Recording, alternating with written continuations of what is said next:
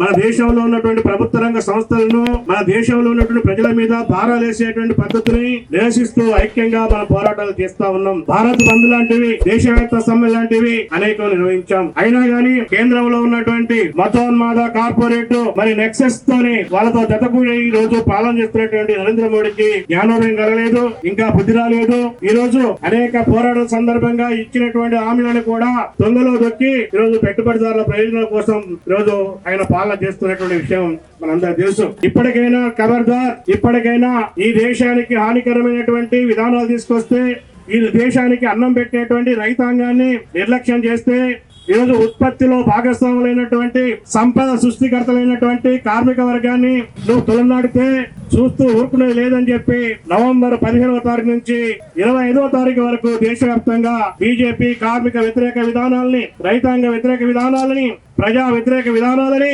Corporate అనుకూల విధానాలని ప్రజల్లో ఎండగడుతూ ఈరోజు దేశవ్యాప్తంగా క్యాంపెయిన్ చేసి ఈరోజు నవంబర్ 26 తారీఖున దేశ రాజధాని, రాష్ట్ర రాజధాని, జిల్లా కేంద్రాల్లో ఈ బీజేపీ విధానాల్ని ఎండగడుతూ నిరసిస్తూ ఈరోజు SKM joint platform of trade unions తో ఈ నిరసన చెప్తా ఉన్నాం. అందుకోసమే ఈరోజు ఈ నిరసన తీవ్రంగా కొనసాగుతా ఉంది. ఇప్పటికైనా ఈ ప్రభుత్వం ఈ బీజేపీ యొక్క విధానాల్ని వెనక్కి తీసుకోకపోతే రాబోయేటువంటి రోజుల్లో ఈ పోరాటాలు ఉధృతమవుతాయని చెప్పి నేను ఈ రోజు హెచ్చరిక చేస్తా ఉన్నాం.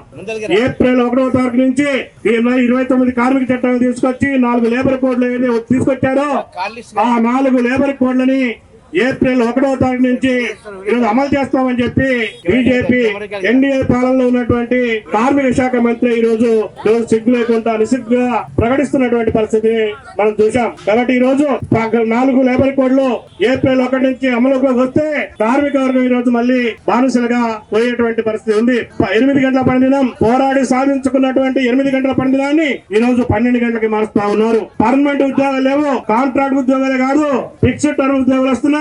ఫిక్స్డ్ టర్మ్ ఉద్యోగాలు కాదు, నిన్న మొన్న ప్రధానమంత్రి సిగ్గు లేకుండా ప్రకటిస్తా ఉన్నాడు. పిఎం అప్రెంటిస్షిప్ విధానం తీసుకొస్తాడట, 4,500 రూపాయలు స్కాలర్షిప్ ఇస్తాడట, పరిశ్రమల్లో పనిచేయాలట, ఉత్పత్తి అయినటువంటి ఉత్పత్తిని ఈరోజు సంపదని పెట్టుబడిదారులకి వాళ్ళ సొమ్ము గుట్టలుగా పోగుపడటానికి ఉపయోగపడేటువంటి పిఎం అప్రెంటిస్షిప్ విధానాన్ని తీసుకొచ్చేటువంటి పద్ధతి ఉంది. రైతులు ఆత్మహత్యలు చేసుకుంటున్నారు. మన సామాన్యం చేసినటువంటి సిఫార్సు సామాన్లు కావట్లేదు. కనీసం మినిమం ప్రైస్ C+2 అనేటువంటి దాన్ని మరి ఈ రోజు దాన్ని అమలు చేయటం లేదు. ఈ రోజు ఉపాధి హామీ పథకానికి నిధులు తగ్గిస్తా ఉన్నారు.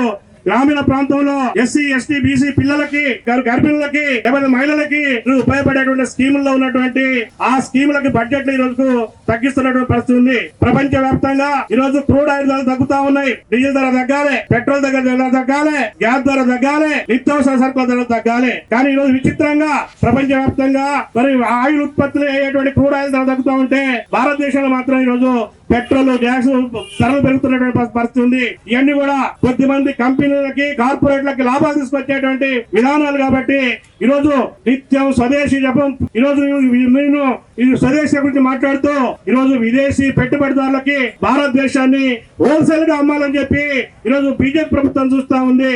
ఈ రోజు భారత ప్రజానికానికి ప్రమాదమైనటువంటి గంటికలు మోగుతున్నటువంటి. అందుకోసం ఈ రోజు రైతులు, కార్మికులు ఈ రోజు కార్మిక కర్షక మైత్రిని, కార్మిక కర్షక పోరాటాల్ని ఈ భారతదేశంలో ఉధృతం చేస్తూ ఈ దేశాన్ని రక్షిస్తాం, ఈ ప్రజల్ని కాపాడుతాం, అవసరమైతే మా ప్రాణత్యాగాలు తెచ్చిన భారతదేశాన్ని ఈరోజు స్వతంత్రం నిలబెట్టుకుంటామని చెప్పి పోరాటంలోకి వస్తున్నాం. ఈ పోరాటాలు ఉధృతం అవుతున్నాయి, ప్రజలు అర్థం చేసుకుంటున్నారు, రైతులు భాగస్వామ్యం అవుతున్నారు. కాబట్టి రాబోయే రోజుల్లో ఈ పోరాటాలని మరింత ఉధృతం చేయడానికి మరి కేంద్ర, రాష్ట్ర కార్మిక సంఘాలు, వ్యవసాయ కార్మిక సంఘాలు, లేకపోతే రైతు సంఘాలు, SKM joint platform of trade unions ఇవన్నీ కూడా మరింత ప్రజల్లోకి వెళ్లి దీన్ని ప్రజా ఉద్యమంగా మార్చాలని చెప్పి ప్రస్తుతానికి కార్యాచరణ రూపొందిస్తాం. కాబట్టి ఈ యొక్క ధర్నలో పాల్గొని, ఈ నిరసనలో పాల్గొని ఈ బీజేపీ విధానాల్ని ప్రతిఘటించేటువంటి దాంట్లో భాగస్వాములైనటువంటి ఇక్కడికి వచ్చినటువంటి అందరికీ మరోసారి ధన్యవాదాలు చెప్తూ రాబోయే రోజుల్లో మరిన్ని పోరాటాల కోసం మనం సమాయత్తం అవుదాం, నడుము బిగిద్దాం, విధానాల్ని పోరాటంతోనే ప్రతిఘటిద్దామని చెప్పి అందరికీ తెలియజేస్తూ నాకు అవకాశం ఇచ్చినటువంటి అధ్యక్ష వర్గానికి మరోసారి ధన్యవాదాలు చెప్తూ ముగిస్తా ఉన్నాను.